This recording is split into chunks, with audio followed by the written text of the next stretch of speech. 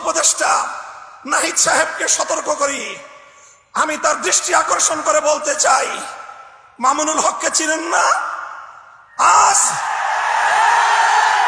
আজকে ফ্যাসিবাদ বিলোপ হওয়ার 1.5 মাসের মাথায় আমার বিরুদ্ধে অনলাইনে ফেসবুক কর্তৃপক্ষ সহ ইউটিউব কর্তৃপক্ষ সহ অঘোষিত নিষেধাজ্ঞা জারি করে রেখেছে।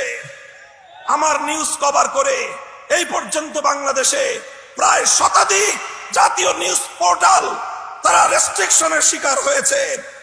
আপনারা ওখানে বিলাসিতা করেন, বৈষম্যের বিরুদ্ধে সংগ্রামী আমাদেরকে আমাদের সমস্যাগুলোকে সমাধান করবার কোনো চিন্তা আপনাদের নাই। আপনারা উপদেষ্টা পরিষদ রাষ্ট্র পরিচালনা করতে পারবেন না আমাদের সহযোগিতা ছাড়া। আমার এই বক্তব্যের 24 ঘন্টার মধ্যে যদি আপনারা কোনো ব্যবস্থা গ্রহণ না করেন, আমরা আপনাদের বিরুদ্ধে ব্যবস্থা গ্রহণ করতে বাধ্য হব।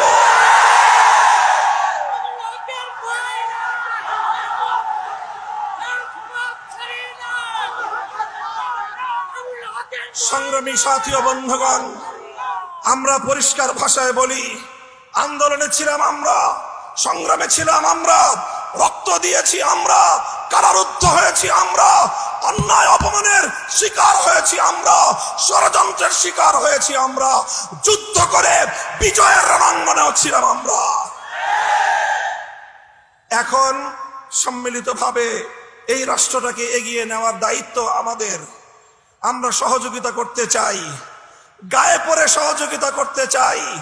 আমাদের গায়ে পড়ে সহযোগিতা যদি পায়ে ঠেলতে চান, সে পা ভেঙ্গে গুড়িয়ে দিতে এক মুহূর্ত আমরা বিলম্ব করব না। আল্লাহ পাক রব্বুল আলামিন এই বাংলাদেশকে একটি সুন্দর সমৃদ্ধশালী একটি বাংলাদেশ হিসেবে এগিয়ে নেওয়ার তৌফিক দান করুন। আমরা পরিষ্কার ভাষায় বলি, আমরা ইসলামী রাজনীতি করি, এদেশে খেলাফত রাষ্ট্র ব্যবস্থা প্রতিষ্ঠার জন্যই আমাদের জীবন যৌবনকে আমরা উৎসর্গ করতে চাই। আপনারা কে কি রাজনীতি করবেন আপনাদের বিষয়। আমরা আমাদের আদর্শ আপনাদের উপর জোর করে চাপিয়ে দিতে চাই না, কিন্তু আমাদের রাজনীতির প্রতি যদি কেউ বৈষম্যমূলক দৃষ্টিভঙ্গি নিয়ে তাকাবার চেষ্টা করেন, চোখ উপড়ে ফেলবো।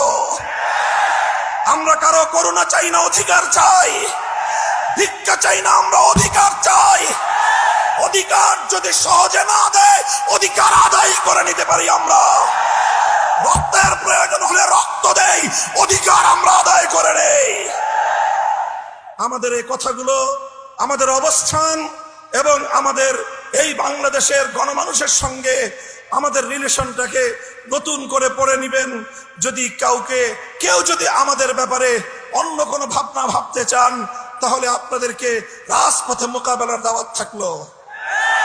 সংগ্রামী সাথী ও বন্ধুগণ, একটি সুন্দর বাংলাদেশ গড়ে উঠুক, বৈষম্যহীন বাংলাদেশ গড়ে উঠুক। আর কোন শিক্ষাঙ্গনে তোফাজ্জলদের মতো আর কোন মানুষকে যেন এভাবে বিচার বহির্ভূত হত্যাকাণ্ডের শিকার হতে না হয়। সকল বিচার বহির্ভূত হত্যাকাণ্ডগুলোকে তদন্তপূর্বক প্রকৃত দোষীদের বিরুদ্ধে ব্যবস্থা গ্রহণের দাবি জানিয়ে একটি সুন্দর সুশৃঙ্খল উপনিবেশহীন, উপনিবেশবাদহীন, উপনিবেশবাদ মুক্ত স্বাধীন একটি স্বনির্ভর জাতি গঠনের জন্য যা যা করতে হয় তা করার জন্য আহ্বান এবং তার সহযোগিতার আহ্বান জানিয়ে বক্তব্য শেষ করলাম। নাসরুম মিনাল্লাহি ওয়া ফাতহুন করিব ওয়া আখিরু দাওয়ানা আলহামদুলিল্লাহি রাব্বিল আলামিন। বাংলাদেশ খেলাফত ছাত্র মজলিস জিন্দাবাদ, বাংলাদেশ খেলাফত মজলিস।